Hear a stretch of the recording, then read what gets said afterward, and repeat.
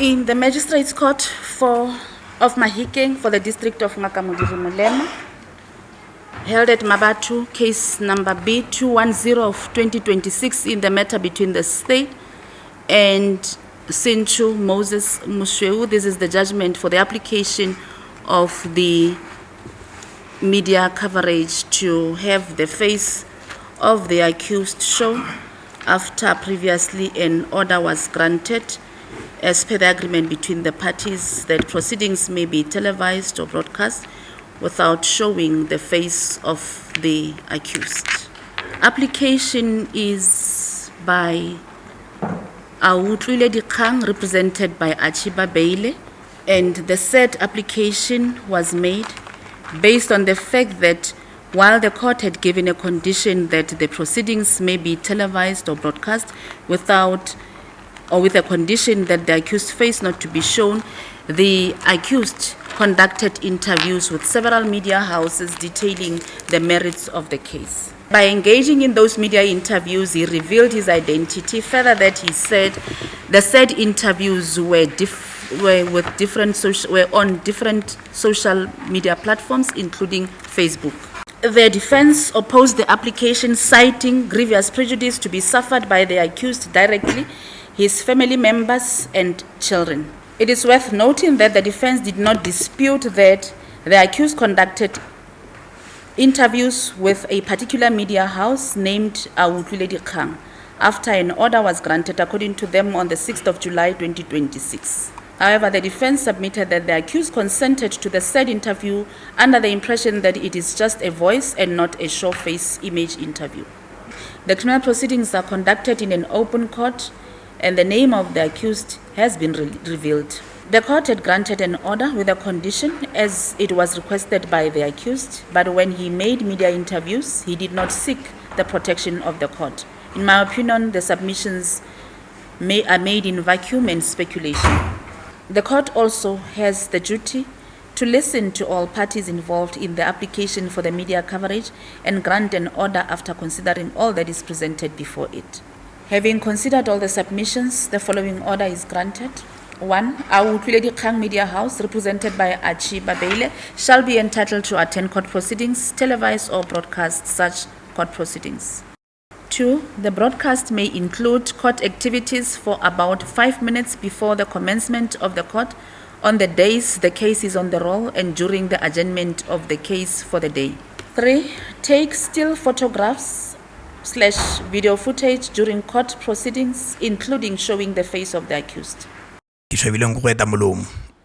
gore lelapa le lentle yana nna le mogatsake o ne ratana thata yana ke itse gore ka dingwaga le 18 santsane re ipiletse gore ra go fetsa botshelo ba rona mmogo bo go fella go le yana. Niko ke kopa today tlhele o tlo go ntsa tonight assembly ke go kopa ka tshwetshwe ke tla go tshella petrol ha o tlhoka petrol ka go kopa ke tlhoka piece weight ke santse ke le mo maibeng a sa le tirawe e diragala a ke se ke dumele gore mogatsa ke ga tlhola le teng more especially ke sa gona go attend le funeral. So na maikelo a ka lene ne re itse gore ra go gola re o thera go tsofala mmogo ebile le thapelo a pelo ya ka always ke moraya. Assembly ke a kopa ka tshwetshwe ke kopela ha o tshise ke kopela o dire that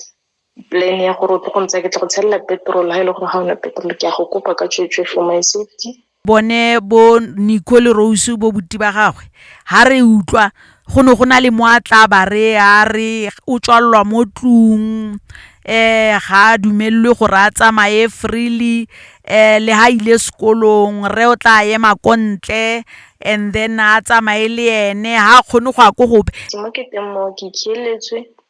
go tshotse di kiano at the end of the day go heletsa go tshotse di phone no you will never communicate with me anymore because no yana ke mo stating se no gore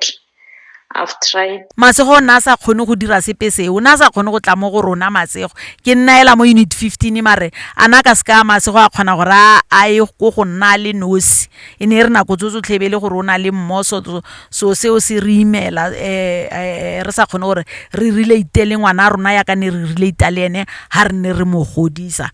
kana this morning ke mora ke re ke tlo go bona le bogangwana ga tsoga go na le possibility gore wa go admitiwa ko sepetlele. So a ba re no o tla tsamaya le nna kana se gongwe le gongwe ke yang teng ke tshwanetse ke tsamaye le rre ha mphe chance ya gore ke tlotle le batho. Masego le ha tla mo gae e ne le ngwana o ka sekang a re tsosetsa modumo o na a bereka le rona ditiro then ka speed Masego a sa kgone go nnisega a sa kgone go nna le rona sebaka ka speed re mo show utlwe go motsang ga ise ke tsamaye re lwane le mogatsa ke mo botshelong. So se ne le lantlha ebile se gore ne re lwaelela ganya ya gore ya ke a bona se ba se motsentseng se bile se ba irile gore a kopane tlhogo ke kopane le batho ke le masika ka tota. So go tle mo pointeng ya gore please ke nagana gore wena wa go tshaba will accept ke kopela tle go ntsaya. So jala se e banile le one mo go rona ke gore ke tshwere mogatsa ke sentle ke mo godisa sentle ke mo tsenya di university ke mo rekela dikoloi ke dira gotlhe ene sa le di future plans tse ne ke na le tsone go bophelo ba ka ke file gore bophelo ba ka no yana ha bo safe at all. Gona neng ke tshiletswe ke mo tlong ha ke kgone go tswa le ka di gate o nkiletse a re no ile ko public works ene o kgona go tswa mo a kopana le batho nna ke tshwanela go kopana le batho a kgona go kopana le batho a le one. ne ke eleditse nna gore nka bene Masego a reporta and then nka bene rona re le family ya ra lela yalo a re kopa gore a tseiwe a tsamaye ra reporta gape le rona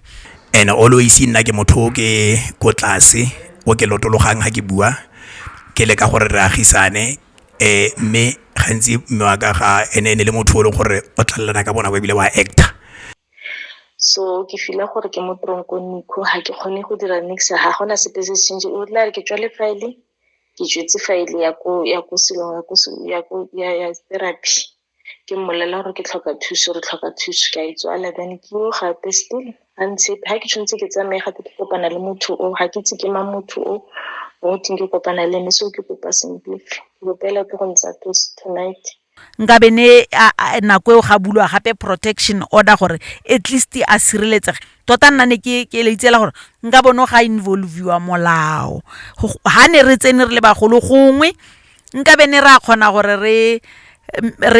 bagolo ba le re please bathong release ngwana.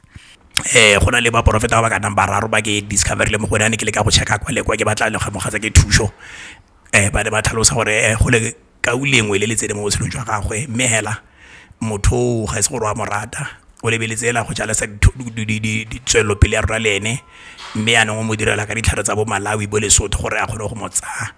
ke tlhoka peace mo botshelong ba ka so that ke kgone ke phuthuloga e seng ya le utlo go ke bona ile ha ke setse ke tshellane ke bona tlo go tsa le di phone ya nong gore ra ke sa tlhola ke tla communicate le anybody. So le ka tsatsi la bofelo go tlhokang go go dupelela nka bentse ke ne ka amogela gore a tsamaye re sa utlwane